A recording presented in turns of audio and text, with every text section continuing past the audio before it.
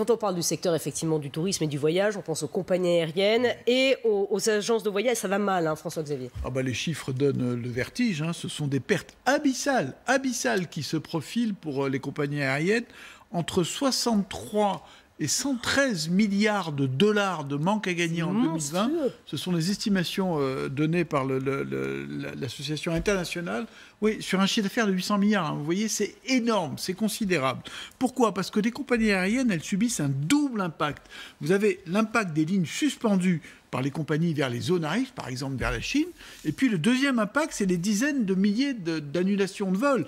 Des centaines d'entreprises aujourd'hui interdisent à leurs salariés de voyager.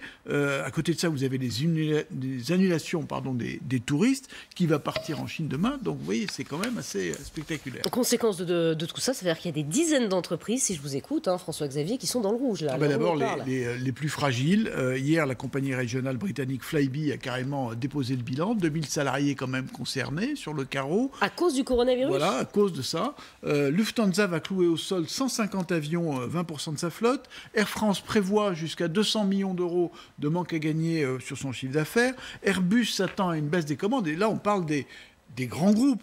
Les autres victimes, ce sont les voyagistes, les petits. Aujourd'hui, les agences de voyage sont submergées par les demandes de remboursement. Alors, comment elles font quand elles ont des problèmes de trésorerie, certaines vont être obligées de mettre la clé sous la porte. Vous voyez, c'est violent de tous les côtés. Et je ne vous parle pas des croisiéristes. Hein. Donc, c'est ça. Oui, les croisiéristes, effectivement, bon, avec ce qu'on a vu, les quarantaines dans les bateaux, on imagine qu'on ne se bouscule pas au portillon pour réserver une croisière. C'est un coup de dur pour l'ensemble du secteur. Hein. Oui, tout va avec. En France, les annulations se comptent en ce moment par milliers dans les hôtels. Le taux d'occupation des hôtels à Paris a chuté jusqu'à 20-30% de taux d'occupation. La clientèle des restaurants se fait plus rare. Les musées ferment leurs portes. Quand le Louvre a fermé, le Louvre, c'est 10 millions de visiteurs par an. Hein. Les touristes en France vont se faire plus rares. Bon an, mal an, il y a 2,2 millions de touristes chinois en France par an. Il va y en avoir combien cette année, à votre avis? Pas beaucoup. Hein. Même les Français ont moins envie de sortir. Du coup, l'impact en France, il est estimé aujourd'hui à 20% du chiffre d'affaires du tourisme. Le pire, c'est on que sourit ça... parce qu'Hélène, pas du tout. Hein. Ouais. Je vais vous dire qu'elle était au théâtre hier soir. Il doit y avoir moins de monde dans les théâtres. On trouve des places en ce moment. Le pire, si vous voulez, c'est que ça intervient quand même après 2 années difficiles. Il y a eu les gilets jaunes, il y a eu les grèves, tout ça a eu un impact évidemment déjà les années précédentes. Vous voyez, chaque fois ça se rajoute. Il y a des secteurs qui commencent à être vraiment fragilisés.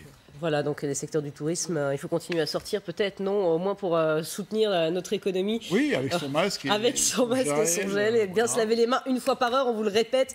Au théâtre, on se lève pour aller se laver les mains. Voilà, à l'entracte. Les gens ont leur masque dans le théâtre. Ouais. C'est vrai, à Paris? À Paris, exactement. Bon, ça ne sert à rien, mais bon. Voilà, mais ça protège peut-être un petit peu. Je suis pas sûr. D'après ce que disent les médecins, non. Mais enfin... Tout le monde se passe son petit gel. Voilà.